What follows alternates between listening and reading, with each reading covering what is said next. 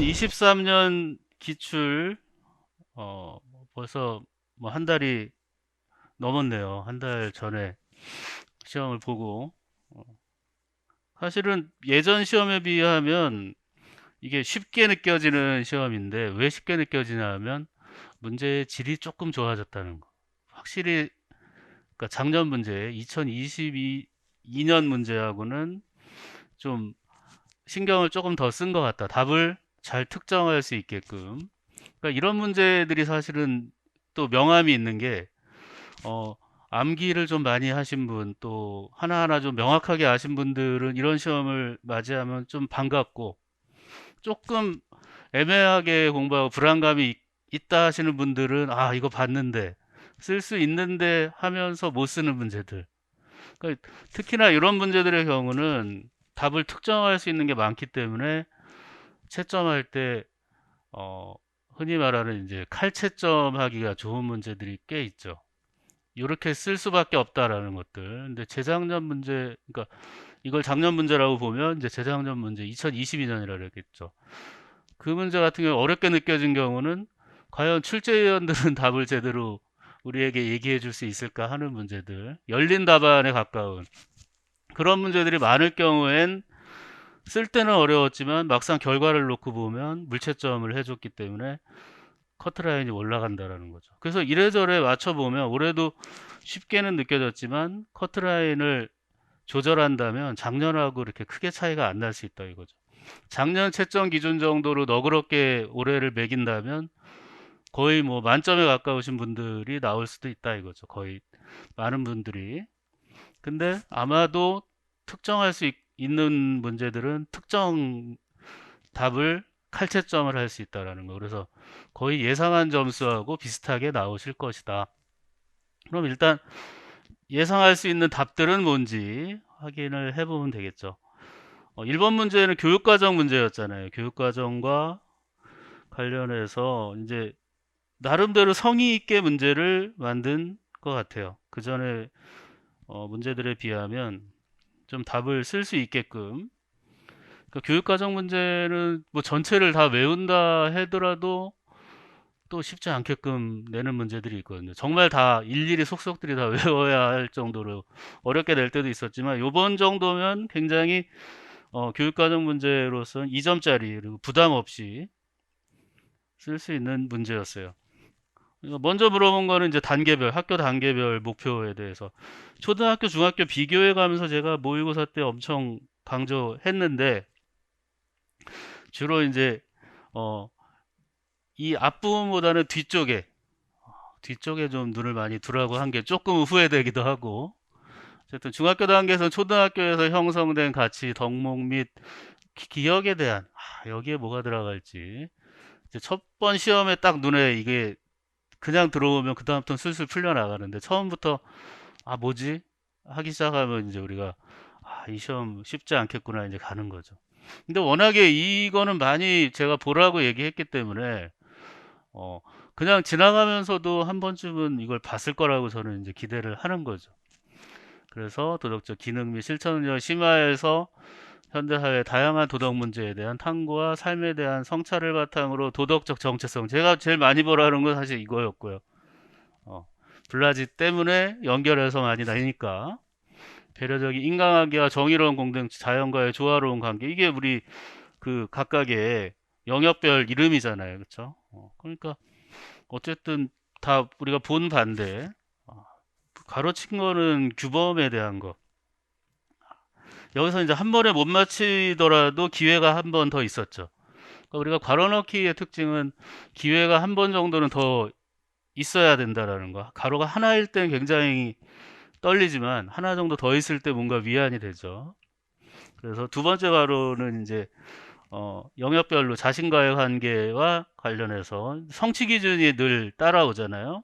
도덕적 주체로서 자신의 삶의 도덕적 삶의 중요성과 행위를 위해 필요한 것이 뭔지 탐구하고 삶의 목적과 행복에 대해 성찰함으로써 성실한 삶을 살고자 하는 태도로 갖도록 한다.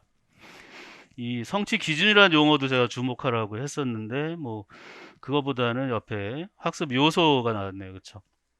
인간의 도덕성, 그리고 이것과 도덕적 자아, 도덕적 삶의 이유. 그래서 여기서 규범을 한번 더 생각해 보라는 얘기였고, 니은이 하나가 등장하죠. 그래서 이거와 관련해서 이제 점검 내용이라는 게, 이게 이제 보면 제가 요 옆에 있는 능력은 다 쌍으로 다 외워야 된다 이렇게 했던 기억이 다 나는데요. 이제 하나 마지막 남은 거, 어, 도덕적 사고 능력, 대인관계 능력 해서 자주적인 삶의 태도를 강조하는가 부분이 나왔죠. 자신을 존중하고 사랑하며 자신의 욕구나 감정을 조절하는 게 뭐냐. 여기서 유추될 수 있는 게 이미 관리 정도는 우리가 떠올려야 되죠. 내가 나를 어떻게 할 건가, 나를 좀 어떻게 다스릴 것인가에 관련된 능력이죠. 자기 존중 및 관리. 이 문제 같은 경우에는 그래서 이 역량 부분은 사실 저뿐만이 아니라 학생들하고 얘기해 보면 이 정도는 다 나올 만한 요소라고 생각해서 깨알같이 준비들을 했기 때문에 어떻게 보면 교육과정 문제가 어 1번 문제로서 등장하면서 긴장감은 좀 있었지만 그래도 딴 때에 비하면은 정답률이 좀 많이 높았을 것 같아요. 다른 걸 쓸 일이 없고 우리 교육과정 문제의 경우만큼은 있는 거에서 가로치기 대부분이기 때문에 맞느냐 틀리냐 외웠냐 못 외웠냐 생각나느냐 안 나느냐 이 싸움이죠. 앞으로도 계속 그럴 것 같고요. 이제 교육과정이 바뀌어 나가면서 이제 새로운 이제 것들이 교육과정에 등장하기까지 이제 또 문제가 계속 발굴되겠지만 어쨌든 참 마지막에 가까운 지금 상황에서 그래도 좀 다행스럽게 나왔다. 워낙에 작년 문제가 어려웠기 때문에. 그다음 두 번째, 2번 문제는 이제 이번 연도에 좀 잊혀졌던 것들, 윤리학의 기본 이론, 그리고 또 그 메타윤리, 이런 거에 관련해서 메타윤리는 상당히 여러분들이 긴장감이 또 어렵다 생각하기 때문에 준비를 했는데 오히려 또 그거보다는 답을 쓸만한 게 또 나왔어요. 그러니까 이런 것들을 우리가 1, 2번을 맞추고 가는 분들하고 틀린 분들하고의 그 격차가 생겨나는 거죠. 그래서 우리는 윤리론을 크게 두 가지로 구분할 수 있습니다. 그래서 목적론 의무론을 가로친 게 아니라 목적론과 의무론을 주어주고, 목적론이라는 것은 무엇을 무엇과는 상관없이 규정하고 이것을 기억을 극대화하는 것을 말한다. 그러니까 목적론의 대표적인 거를 한번 생각해 보면 우리 행복을 목적으로 하는 아리스토텔레스, 그리고 그 행복의 끝판왕 공리주의, 이런 게 목적론이잖아요.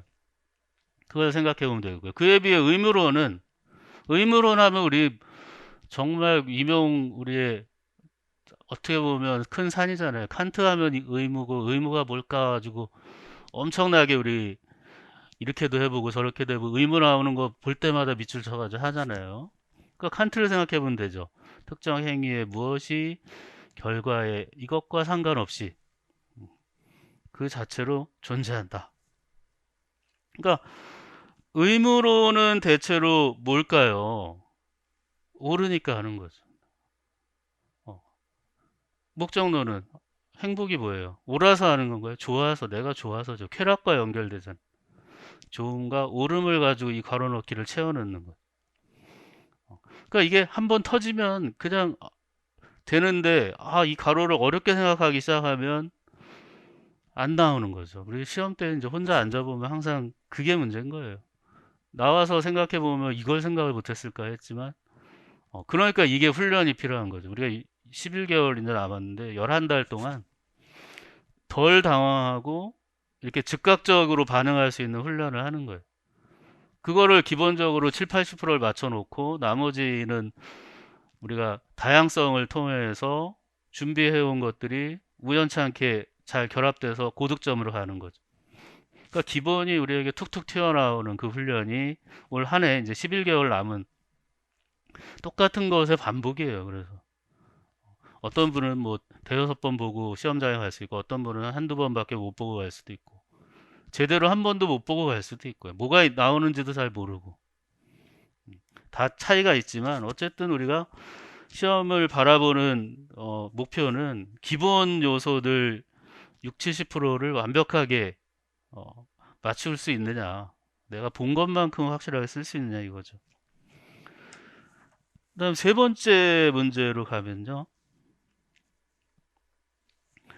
어, 역시 뭐 다 예상된 바가 이번에는 나올 법한 것들 애국심 나온다라고 3년 전부터 준비하고 재작년에는 제가 모의고사에 냈고 이번에는 히든 모의고사에 냈었어요.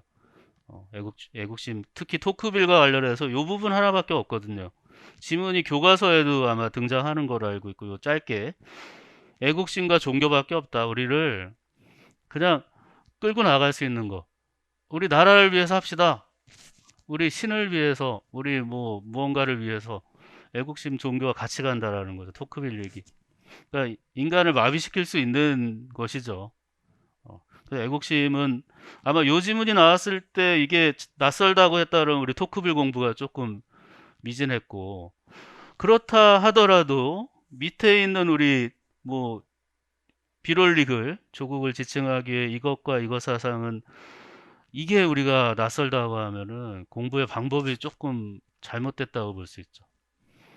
정말 유명한 지문이고 요걸 자체가 결국 이 민족주의와 우리 공화주의를 구분해 가면서 공화주의가 왜 필요하고 왜 비롤리는 공화주의 사상가가 됐는지를 보여주려고 하는 이 부분에서 등장하는 거죠. 그래서 어, 니은 사상은 좋은 정치와 공적인 삶의 인위적인 감정, 애국심은 뭐라 그랬어요? 인위적인 대승적인 사랑. 그런 게 다 여기서 다 뽑아져 나오는 거죠. 근데 그에 반해서 민족주의는 뭐겠어요? 문화, 종족, 종교, 민족만 빼놨죠 여기서 용어 중에서.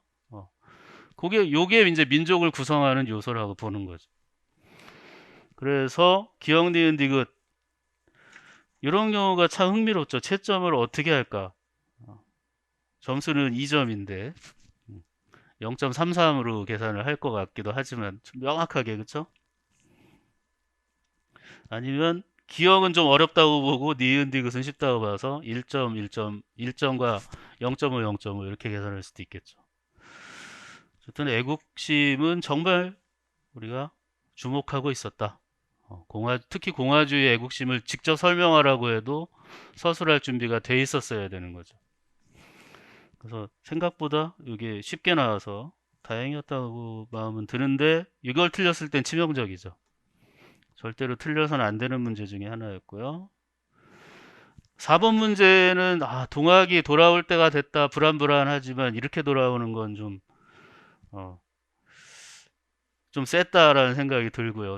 세기도 했지만 문제 형식이 그간에 못 봤던 형식.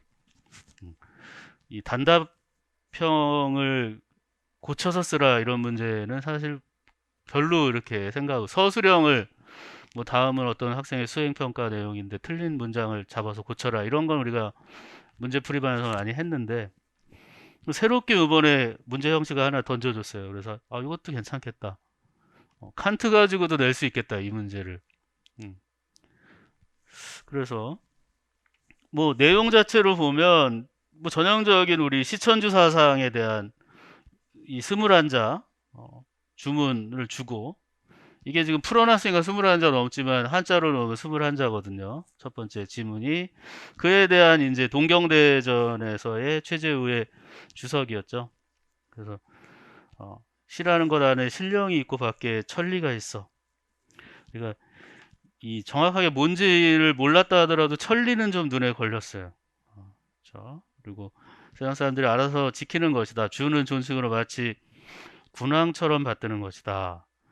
이 동학 사상의 특징은 평등 사상에 있잖아요. 그 군왕이라는 걸 떠받들기 시작하면 이미 어, 기존의 유교 사상과 다를 바가 없죠.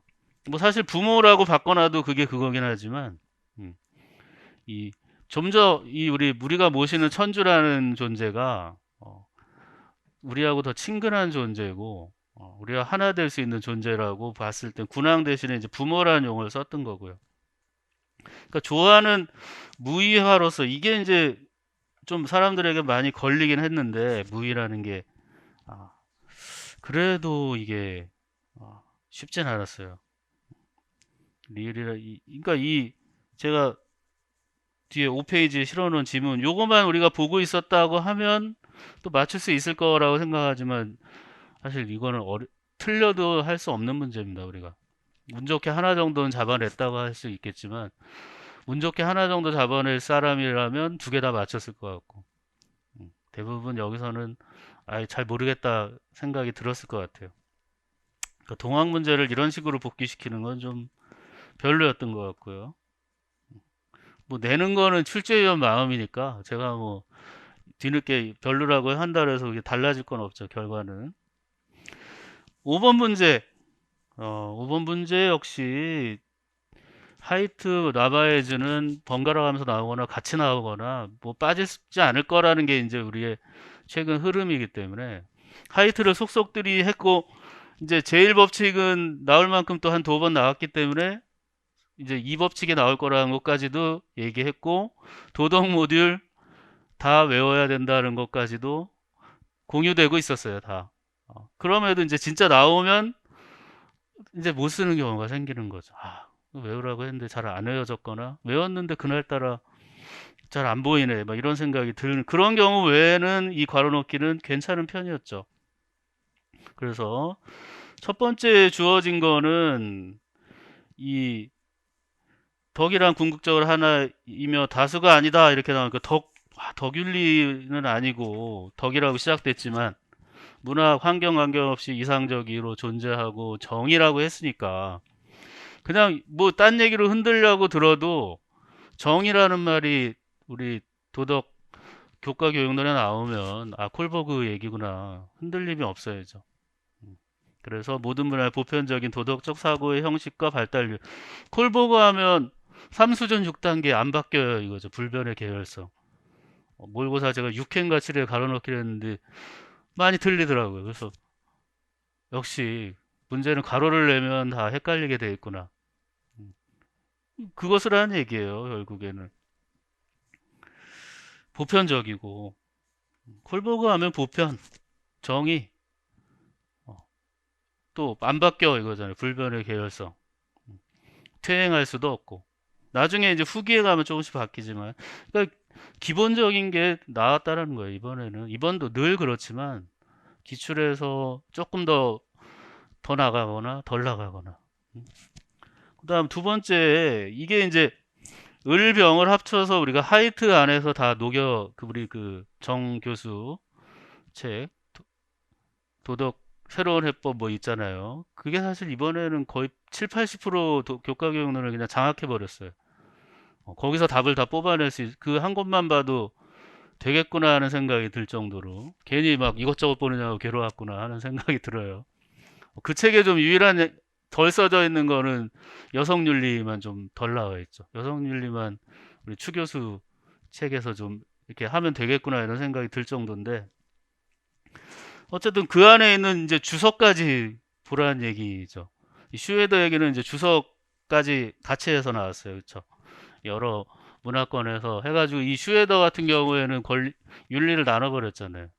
자율성의 윤리 그리고 공동체 그리고 신성함 또 요 얘기를 바탕으로 해서 우리 병사상과 하이트가 자기 얘기를 어, 확립시켜 놓는 거잖아요. 인류학적 성과를 가지고 그 5번 문제는 어려워 보이면서도 역시나 답을 좀 이거만큼은 놓치지 않아야 될 것들이 꽤 많았어요. 그 도덕 발달 단계는 보편적이고 또 3수준 6단계의 불변의 계열성 가지고 있다. 참 이 이론을 우리가 뭐 어렵거나 뭐 처음 보거나 할 일이 아닌데 그쵸? 답으로 쓰기가 확실했느냐 단계하고 계열을 넣으라니까요 그렇죠 3수준 6단계 넣었잖아요 그치고 불변의 계열성 요거만 넣어주라는 얘기죠 그러니까 이게 답을 쓰라고 아예 주는 거예요 우리가 이렇게 가로를 안 주고 따옴표 쳐가지고 이거 넣으세요라는 거는 이거 답 말고 딴 거 쓰면 안 돼요라는 걸 보여주는 거죠 근데 자꾸 딴 거를 쓰고 싶어지면 안 되는 거죠 여기서 그 다음에 자율성의 윤리 슈에더 같은 경우는 바로 이 자율성의 윤리만을 추구한다 서구의 주류 이 도덕교육론자들이 그냥 서구의 교육 잘 받고 뒤에 나오죠 그 하이트 얘기 그 우리가 제가 집 어디다 놨죠? 저기 6페이지에 하이트의 논의는 해가지고 WEIRD 서구의 교육받고 산업화된 부유한 민주주의 사회에 편협한 자율성의 윤리만을 추구하는 기존의 도덕교육론을 다 뭉뚱그려가지고 자기들끼리는 서로 다르다고 하지만 이 사람들 눈에는 다 같다 이거죠. 그 다음에 이 리을 같은 경우 이 6개 모듈 다 외우느냐 비교해서 그래서 전복과 우리 권위의 문제 그리고 하나 더 물어봤죠. 참 많이 물어봤어요. 여기서는 용어를 사용해서 디귿에 들어가는 용어 다원주의까지. 그래서 도덕은 결국 다원주의적인 측면에서 바라보는 게 좋지 않느냐 이거죠. 다원주의 세 가지 하나의 잣대로만 볼 수 없다라는 거. 다원주의를 넣어서 그쵸? 도덕적으로 이 도덕성의 범위가 문화에 따라다. 하이트의 핵심은 우리 직관이 있었고 키워드가 또 하나는 문화였잖아요. 둘 다 공격받지만 도덕성의 1번은 직관이야. 그 다음에 추론이 따라와. 문화마다 다 어느 정도 도덕적인 그 차이의 범위가 다 다른데 하나의 보편적인 우리 콜버그는 보편적인 문화와 상관없이 보편적이라고 했으니 얼마나 어색하냐. 그래서 다원주의로 가야 된다는 거죠. 이 다원주의의 약점은 뭐예요? 또 보편주의자들은 상대주의의 망령이 따라오는구나. 그리고 직관이 무조건 옳다라는 거 그것도 이상하지. 틀릴 수 있는데 어떻게 직관이 다 맞아? 나바에츠 같은 경우에 그 문제. 그러니까 도덕사회화론의 현대판이라고 보는 거죠. 이 합리주의자 계열들은 나바에츠까지 이어지는 콜버그의 신콜버그주의자까지도 위험하다. 상대주의밖에 더 되겠느냐. 그러니까 그런 것들이 다 엮여 있는 문제들이라는 거. 그러니까 아주 초기의 도덕교육 이론부터 최신 이론까지의 역사를 딱 이거 하나로 다 설명될 수 있는 그런 문제죠. 그러니까 좋은 문제였던 것 같아요. 이 문제 같은 경우는 답도 쓰기가 공부하신 분들 그리고 준비 잘 된 분들은 쉽게 특정할 수 있는 문제 이런 게 이제 우리한테는 뭐 좋은 문제처럼 느껴지죠. 6번 문제의 경우는 뭐 날랑비 서문까지 동학을 한번 냈는데 여기까지 갈까 싶었는데 이번에는 하여튼 그동안 잊혀졌던 것들을 많이 다시 되살렸어요. 날랑비 서문은 예전 교과서에는 조금 더 강화된 것 같은데 이렇게 좀 많이 지워진 느낌으로 우리가 잘 눈에 안 보고 있었어요. 그리고 대체로 우리가 뒷부분을 많이 공부를 하죠. 이제 공자의 가르침, 노자의 가르침, 석가모니의 가르침 이 부분을 눈앞에 많이 두는데 그러니까 앞부분을 낸 것 같아요. 근데 그 가로 이 문제의 그 치명적인 일종의 오점은 기억하고 니은에 해당하는 용어를 쓰라고 했는데요. 기억은 용어가 가능하죠. 풍류니까. 근데 니은을 용어라고 쓴 거는 오류라고 봐야죠. 그래서 제가 오죽하면 답을 포함 3교인가? 원어대로 용어를 만들려면 포함 3교여야 되는 거예요. 들어갈 말이죠. 3교를 포함한다, 3교를 포괄한다 이렇게 되면 그거는 되지만 용어라고 했을 때 이거만큼은 오류가 아닐까. 용어를 어떤 식으로 이해하는지 모르겠지만 출제위원은 제가 이해하는 용어는 최소한 단어로 우리가 들어와야 되잖아요. 개념으로. 그래서 아마 좀 접하군생도 예전에는 용어로 쓰긴 했어요. 근데 포함 3교를 용어로 보는 건 굉장히 낯설고요. 굉장히 기억에 들어갈 용어와 니은에 해당하는 말을 쓰시오. 이렇게 해야 정확한 거죠.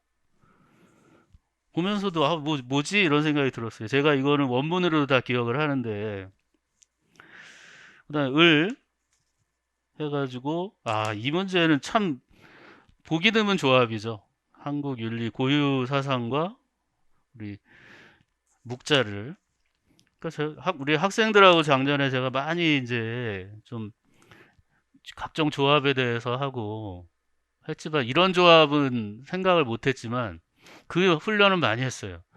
이것저것 처음에 유관지 아닌지 따져보고 유가 아니라 그러면 노장사상인지 아닌지 따져보고 노장사상인지 아닌지면 묵자 한비자다. 고대 사상가는. 그렇다면 묵자와 한비자를 가리는 쉬운 방법은 뭐겠어요? 한비자는 좀 더 무서운 얘기들이 이제 따라오는 거고요. 묵자의 특성은 유가사상가와 상당히 닮아 있는 지문을 낸다. 요게 이제 특징이 되는 거죠. 거기에 이제 하나가 걸리게 된 거죠. 그래서 내용을 보면 얘 성왕 얘기 나오고요. 성인을 천자로 삼고 경대부 얘기 나오고 유학사상가가 좋아하는 풍의 시작이잖아요. 근데 뒤에 얘기들을 잘 읽어보면 어찌 누구를 천자로 삼지 않았냐. 그렇게 잘난 사람 성인을 내세우는데 성인 중에 대표적인 이분을 왜 안 썼냐 이거죠. 특히 디귿은 여기에 이미 하나를 줬기 때문에 이거 못 맞히면은 좀 답답한 거죠. 아무리 이거 처음 보는 분들이 있었을까요? 유명 보면서. 고유사상 하면 동학하고 이거밖에 없는데 사실 당근하고 세 개 중에 그래서 공자를 맞추고 나서 보면 공자가 들어가니까 유가사상가인가? 근데 많이 우리 녹자 할 때 한자 이거 이 정도 읽으셔야 되는데 절용 읽으면 묵자인데 다른 게 없어요. 이게 알려준 거지 우리한테 묵자에 헷갈리지 말아요 이거죠. 그래서 그대는 뭐가 뭐 시와서를 해박하고 예화가 하며 천자가 될 만하지만 이는 남의 재물을 새긴 장부를 가지고 부자를 그러니까 직접 자기가 해야지 남 탓하고 이러지 말고 남에게 의존하려고 그러지 마라. 이 묵자가 가지고 있는 실용적이고 실질적인 측면의 사랑을 얘기하려고 하는 거예요. 그래서 문제는 뭐였죠? 둘 사이의 애인, 사랑에 대해서 남에 대한 사랑.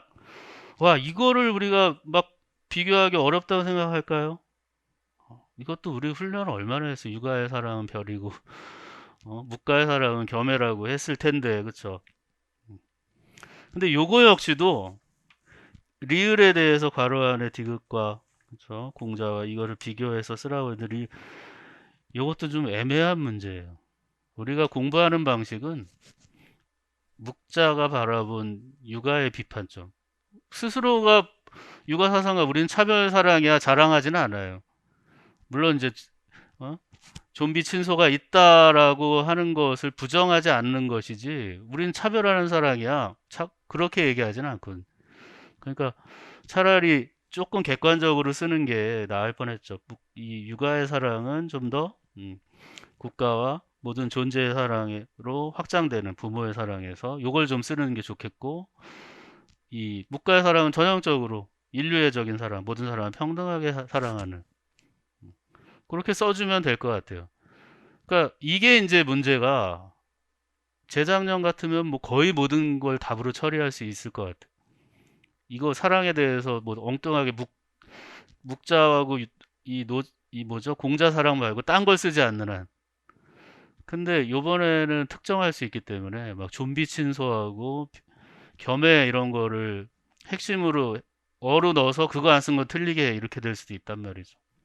그러니까 좀 억울하게 채점이 나올 수도 있는 문제로 예상이 돼요. 저는 이렇게 좀 평범하게 답을 써놨는데 출제위원이 좀비 친소 겸해 핵심어 이렇게 찍어 놓으면 딴 사람 틀릴 수 있다 이거죠. 제가 제일 싫어하는 방식이 그런 채점인데 뭐 제 싫어한다 그래서 어쩔 수 없잖아요. 그러니까 제가 모의고사를 여러분 첨삭하면서 늘 하는 얘기가 요런 것과는 답이 되지만 핵심어를 쓰는 게 좋다라고 얘기하는 게 그런 거예요. 시비 안 걸리려면 겸해를 써주는 게 좋기는 하죠. 겸해라는 말이 없잖아요. 그쵸? 여기에 특히나 없을 때는 겸해라는 말 써주면 좋다. 7번 문제 7번 문제 드디어 예. 공리주의하고 이런 게 이제 우리 도덕윤리 시험의 뭐 핵심 중에 핵심이죠. 공부한 보람이 이거 맞추느냐 못하느냐에 달려 있어요. 밀에 대해서 나오고 칸트에 대해서 나왔다 이거죠. 밀이 이번엔 두 번이나 나오는 칸트보다 더 영광스러운 자리를 차지했어요. 왜냐하면 이제 자유주의의 시대라서 그런지 자유론도 그냥 나온다고 제가 몇 번을 얘기했는데 뭐 나올 만한 게 나왔어요. 진짜 문제풀이반에서 다뤘던 게. 그래서 사회적 공리, 공리라고만 쳐놨으면은 좀 덜 그럴 텐데 사회적 이렇게 넣으니까 또 막 뭐 다른 거 써야 되는구나 막 한 거죠, 우리가. 근데 없어요. 우리는 사회적 공리라는 게 어디 있어요? 그냥 공리지. 우리가 생각해 온 건. 그래서 이 최대 다수의 최대 행복을 쓰라는 얘기였어요. 근데 이거를 막 헷갈려가지고 막 그 중립자의 입장에서 이런 거 쓰라는 얘기인가 또부터 시작해가지고 막 우리 헷갈리는데 그럴 필요가 없다라는 거예요. 니은에 들어갈 거하고 그쵸, 니은에 들어갈 용어. 그러니까 이것도 어려운 게 결코 아니었는데 어, 왠지 잘 안 나오는 거예요. 어, 그동안 공부했던 거에 비하면은 감정이란 말을 이렇게 뜩 쓰라는 게 그러니까 뭐 도덕적 감정, 뭐 사회적 감정 그렇게 사회적 감정을 제가 훈련을 많이 시켰거든요. 가로넣기에. 네. 그래서 사회적 감정으로 나왔으면 오히려 반가워했을 것 같은데 그냥 괄호에 감정만 나오게 되니까 오히려 더 잘 안 나온 거예요. 감정, 정서 이런 것들. 이게 이제 맞춘 분들은 되게 이거 뭐 쉬웠어 하는데 틀린 분들은 쉬운지 어려운지를 잘 모르는 거죠. 이런 게 나왔을까? 음. 조금은 아쉬워요. 이 공리주의에 낼 만한 괄호들이 낸다면 사회적 감정을 내는 게 조금 더 저는 좋았을 것 같은데. 그 다음이 칸트였죠. 칸트 이거는 뭐 우리가 본문 모른다고 하더라도 인간성의 정식을 그냥 외워가지고 접근하잖아요, 우리들은. 우리 이 임용시험을 접근할 때 인간성의 정식 수단, 수단으로 하지 말고 목적으로 대우하라. 목적 수단이라는 용어를 써서 노예를 우리가 수단으로 인간성을 수단으로 쓰니까 이것만 들어 이거는 뭐 어, 떻게 보면 서술형 중에 이렇게 탄트 서술형이 쉽게 나오기는 사실 어려운 거예요. 우리 출제위원이 칸트를 살린 것 같아요. 저는 오히려 우리가 공부 근데 좀 아쉬움은 있죠. 그 칸트 저작 그렇게 어렵게 공부하고 별의별 뭐 법칙과 뭐 해가지고 이리 조합하고 저리 조합해봤는데 문제 자체는 쉬웠죠. 그러니까 이게 참 그래요. 저도 같이 학생들하고 이거를 풀어보면서 어려우면 어려워서 그렇고 쉬우면 아쉬운 거예요. 준비는 참 철저하게 하는데 칸트 가지고. 그래서 뭐 노예 제도를 비판할 수 있는 근거 막 이런 거에 우리가 휘둘릴 필요가 없죠. 어, 우리가 인간성의 정식이라는 거를 확고하게 알고 있으면 쉽게 들어오는 거예요. 노예라는 건 불의잖아요. 수단으로. 이거보다 더 나쁜 게 없잖아요. 인간성의 정식 써놓고 보면 답이 될 수밖에 없는 거죠. 그러니까 칸트와 밀 문제, 그러니까 감정 쓰라는 게 오히려 여기선 더 어려운 문제였던 거예요. 그다음 8번 문제로 가서요. 예.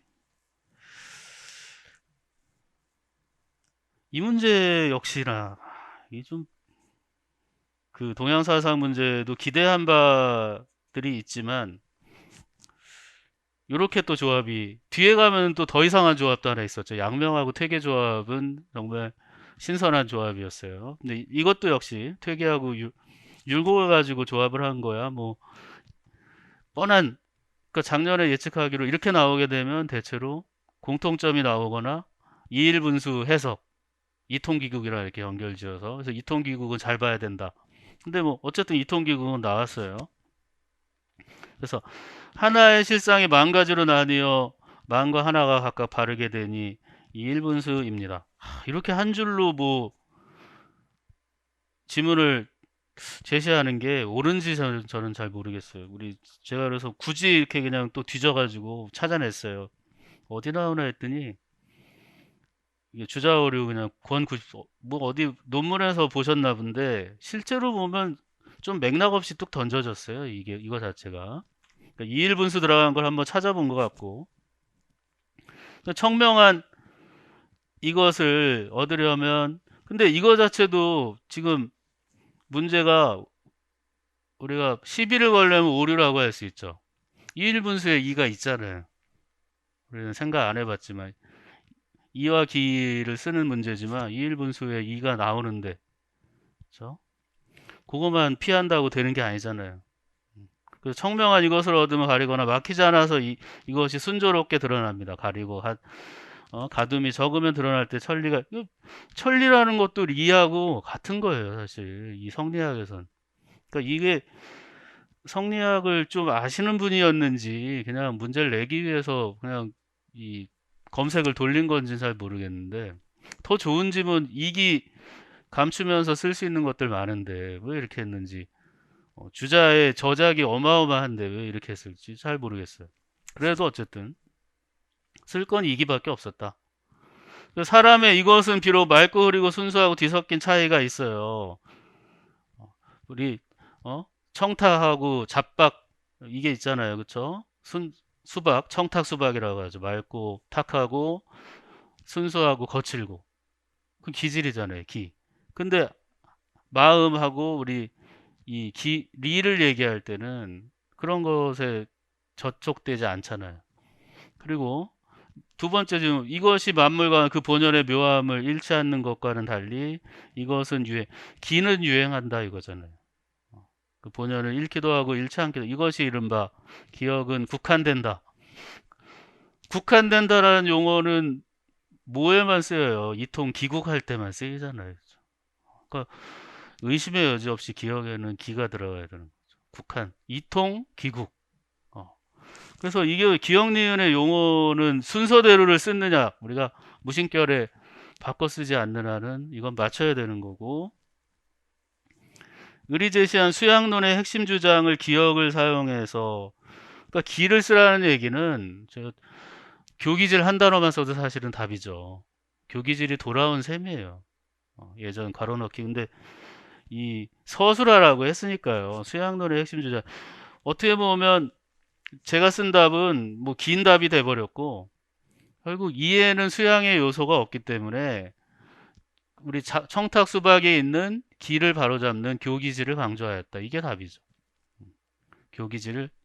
그러니까 우리가 키워드 좋아하는 아마 그 출제위원이면 키워드 채점해 줄 때 교기질 썼으면 무조건 맞게 해주고, 기질을 바로잡는다, 뭐 기질을 닦는다, 뭐 이런 거 다 뭐 맞게 해주든지, 그게 핵심이다라고 아마 했을 것 같아요. 그러니까 요거 역시도 돌아온 기출 문제예요.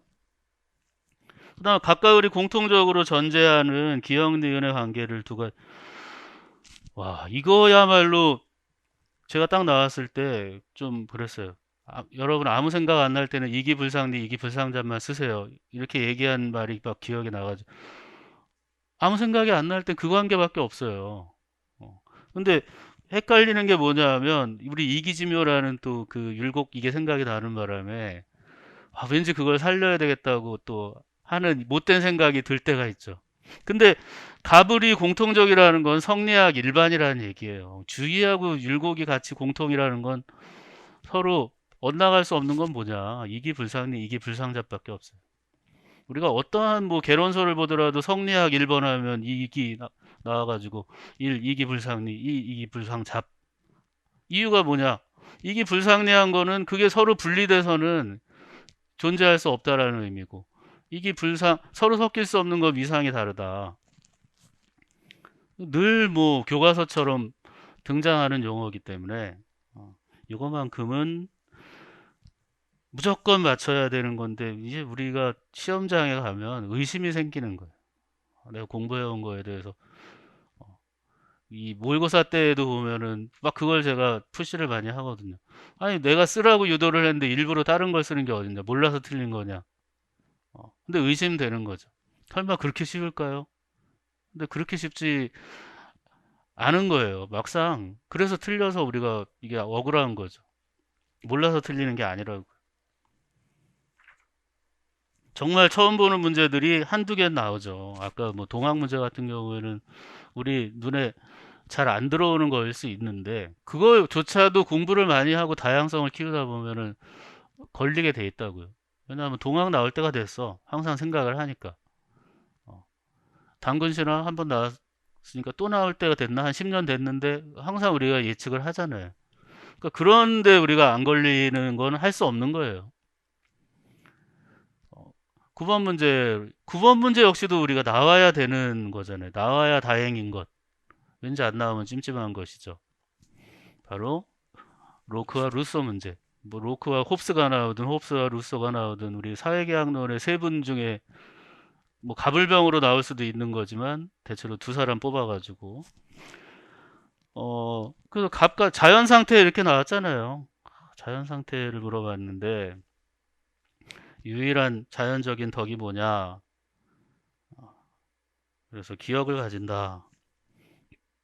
요게 우리가 공부하는 내용 안에서는 사회계약론에서는 안 걸리죠. 왜냐하면 인간 불평등 기원론에 나오는 내용이거든요. 그리고 옛날 번역본에는 동정과 연민이 막 섞여서 나와요. 이게 아마 프랑스어 단어가 아마 다른 단어를 쓰는 것 같은데 우리가 뭐 동정, 공감, 연민, 감정이입 다 우리 한국말에서도 섞어 쓰잖아요. 그렇죠? 근데 대체로 뭐 상대의 아픔이라든지 슬픔을 같이 해주는 게 공감이고 동정이고 감정이입이죠. 그래서 여기에는 뭐 동정, 연민, 공감 뭐 다 사실은 답이 돼야 되는 열린 답이 돼야 되는데 가장 가까운 답은 옛날 번역대로 하면 연민의 정이죠. 연민이 가까워요. 여기 들어가는 거.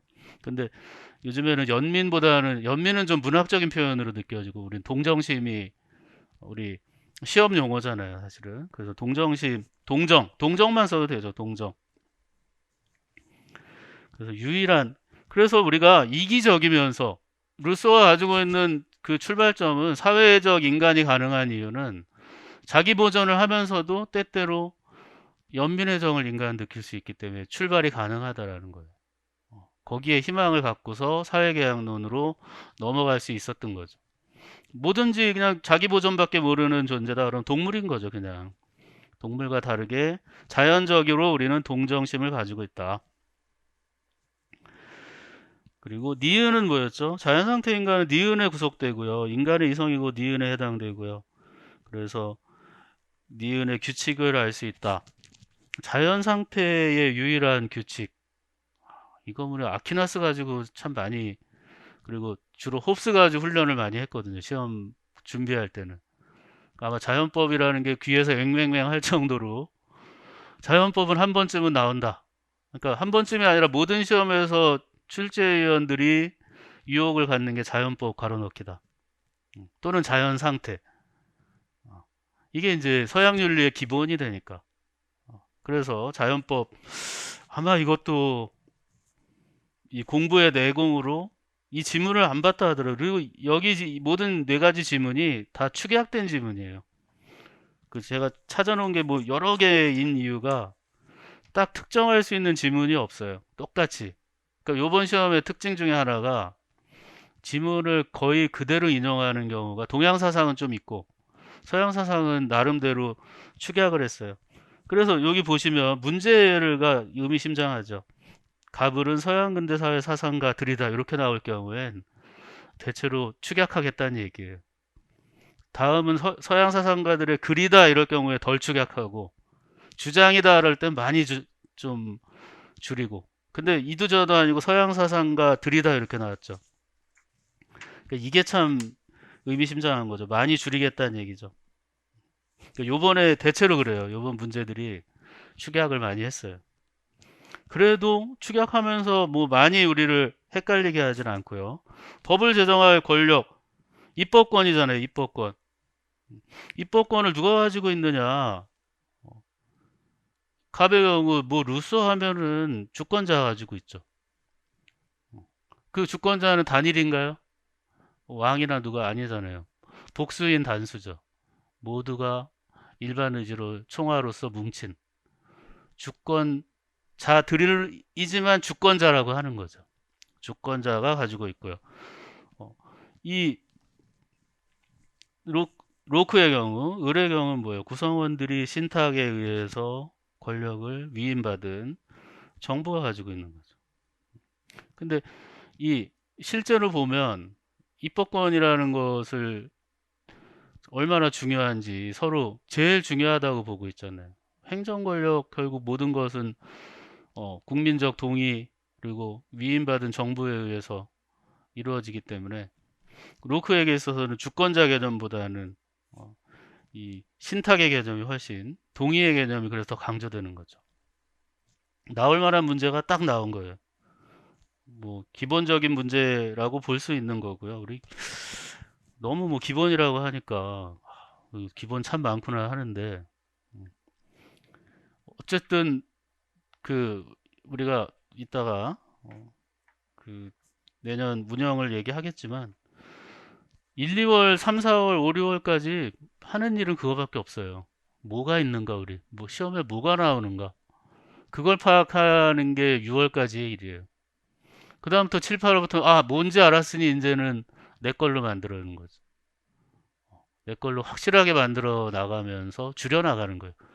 나한테 완전히 이제는 거의 뭐 몸에 배었어 이런 거는 더 안 봐도 되고 안 배어 있는 것들을 채워 나가고 나중엔 내가 그동안 못 봤던 것들 남들이 주는 정보들 이런 거 내가 채워 나가는 거죠.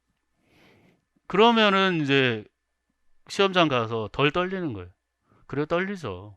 다 봤다고 해도 시험 문제는 가위바위보니까. 그래도 가위바위보에서 이길 수 있는 확률이 높아요. 그 다음 문제 10번으로 가서요. 이게 시간이 생각보다 또 많이 걸리네. 답만 얘기하는 셈인데도. 10번 문제, 블라지도 더 어렵게 나올 거라고 예상을 했지만, 어려우면서도 또 어느 정도는 또 예측할 범위 안에서, 완전 예측 범위를 벗어나진 않았어요. 그래서 가배 관점에서 볼 때, 이 문제, 기억 문제 있잖아요. 기억, 도덕적 동기화. 이거는 아마 교과교육론을 우리가 공부하는 기본 콜버그 우리 3수준 6단계 급이잖아요. 우리 이제는 레스트 사고성 요소 각각의 의미 그냥 한 줄씩 쓰세요. 이거는 나와 버렸어요. 그냥 나 보고서 좀 황당할 정도로 와, 이렇게까지 노골적으로 나오나 생각이 들 정도였어요. 그래서 이거는 거의 뭐 공부한 사람이라면 맞췄겠다 하는 생각이 들었죠. 다른 가치 가운데 도덕적 가치를 최우선으로 두는 거죠. 어렵게 서술할 필요도 없는 거예요. 그냥 이거는 나와져 있는 거니까.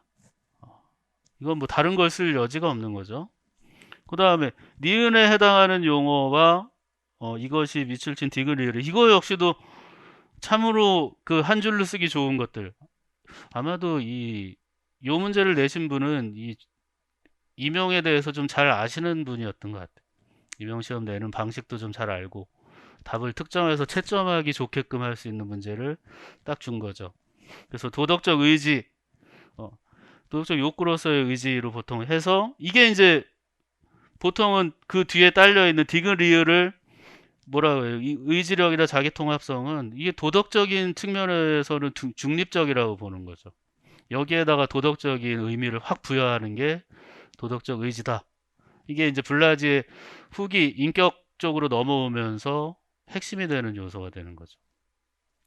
마침 그거를 내줬어요. 도덕적 의미를 부여받게. 이게 이제 도덕의 상황으로 만들어 버리는 거죠. 그래서 지금 뭐 뒤에 지문들을 해당되는 걸 넣었지만 대체로 이 정교수 그 책을 많이 활용해서 거기서 특정할 수 있는 부분 이렇게 밑줄 친 부분들이 답이잖아요. 그렇죠? 그것들을 낸 거 보면 이분은 좀 기본적으로 교과교육의 문제를 다룰 줄 아는 분이고 학생들이 어떤 게 포인트인지를 알고 있는지를 물을 수 있는 분인 것 같아요. 근데 도덕적 동기화를 이렇게 그냥 물어볼 정도인지는 사실은 잘 몰랐어요. 그러니까 우리가 기본이 얼마나 중요한지 다시 한번 느낄 수 있는 문제. 11번 문제는 제가 정말 열심히 미뤘던 문제였는데 제가 제일 이 밀이라는 학자를 뭐 개인적으로 관심도 많고 좋아한다라고 얘기를 많이 하는데 바로 이 지문 때문에 그래요. 그러니까 이 개성과 다양성을 강조하는 그러니까 현대 사회 150년 전 얘긴데도 과연 사회 발전을 이끌어가는 게 뭐냐? 물론 이제 엘리트주의라는 이제 더 쉬움이 있기도 하고 계몽주의의 끝자락이라는 비판 받지만 우리 21세기를 놓고 보면 미리 주장하는 요 방식, 그러니까 개별성 강조하고 또 다양한 선택의 요소들, 삶의 요소들을 스스로 골라낼 수 있는 거. 그런 상황이 주어져야 한다라는 거죠. 그 사회는 어느 정도 잘 살아야 되고요. 정치도 안정이 돼야 그게 가능한 거죠. 사회가 너무 못 살고 정치가 어지러우면 선택의 여지가 없잖아요. 삶의 다양성이라는 게 있을 수가 없죠. 그러니까 개성이라는 거, 활력 있을 수가 없죠. 그래서 기억은 개성스러운 이거는 아마도 이 자유론에 관련해서 개성, 개별성, 개체성, 개인성 뭐 어떤 용어도 사실 다 되는 건데 그다음에 니은에 해당되는 내용 하나의 기본 원리 이거 역시도 그냥 이렇게 나올 수가 있는가 할 정도로 우리 예상했던 것을 그냥 뭐 예상이 아니라 늘 뭐 보고 있던 그 문제죠. 뭐 밀과 관련해서 해약 금지 원리. 해약 금지이자 해약이 예측될 때도 막을 수 있는 그거 외에는 근데 안 돼 이거죠. 해약 금지 원리. 그다음에 나머지 두 개의 자유. 이거 역시도 제가 그 문제 풀이만 자유주의와 공화주의 할 때 한 3번인가 여기다 그냥 실어 놓을까 하다가 나중에 그 기출반에서 한번 더 보여주려고 남겨뒀습니다. 거기에 보면은 똑같아요, 문제도. 이 외에 두 가지 자유, 제가 밑줄 치고 쓰라고 서술하는 문제를 냈었는데, 그냥 왠지 내고 싶어요. 미를 낸다 그러면 이 문제가 꼭 내고 싶은 출제위원이든 저든 심정이 똑같은 거죠. 미래에 대해서 물어보면 이거죠. 첫 번째는 사상과 표현의 자유, 우리 너무 많이 보니까 그거 말고 두 가지가 뭐냐 이거죠. 하나는 기호의 자유인 거잖아요. 뭘 하고 싶을 때. 취향. 내가 뭘 좋아해야 되는데 그런 거 좋아하지 마 이런 거를 억압한다고 생각해 보세요. 내가 행복이든 뭐 성공이든 추구하려고 하는데 야 그거는 이상한 거야 하지 마 이거는 안 된다는 거죠 미래에. 그리고 또 하나는 뭐예요? 어떠한 목적을 가지고 우리가 뭉치는 거를 막는 거.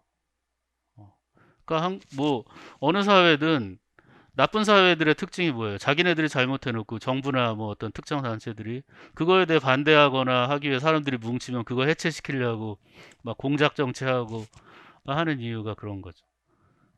그러니까 결사 어떠한 목적이 있어서 뭉치는 거 막으면 안 된다 이거죠. 결사의 자유. 그래서 늘 이게 한 번쯤은 나와줘야 된다라는 바람은 있었는데 딱 올해 적기에 나온 것 같아요. 그 자유에 대한 논의들이 우리 한국 사회에 지금 많이 있잖아요. 12번 문제는 도덕적 구별은 쾌락과부터 특정 소감. 어, 앞에서 공리주의 나왔는데 또 뭐 이게 나오네 하는 느낌이 있었는데 그렇다면 그분이 한 분 남았구나 이 생각이 드는 거죠. 이분 공리주의의 원조 데이비드 휴움 얘기가 나오겠구나 이거고요. 그 다음에 필연적으로 무한한 실체는 딱 나오니까 휴움과 스피노자를 또 들이댔구나 이런 생각이 아마 딱 뇌리에 스치셨을 것 같은데 그래서 갑의 입장에서 밑줄 친 기억에 대한 이성의 긍정, 그러니까 쾌락이나 고통이라는 특정 소감이 의미하는 건 뭐겠어요? 정념, 감정이잖아요, 그쵸? 그래서 이성의 긍정적인 역, 을의 입장에서는 어, 밑줄 친 리을에 대한 이성의 긍정적인 역할만 쓰라고 했죠.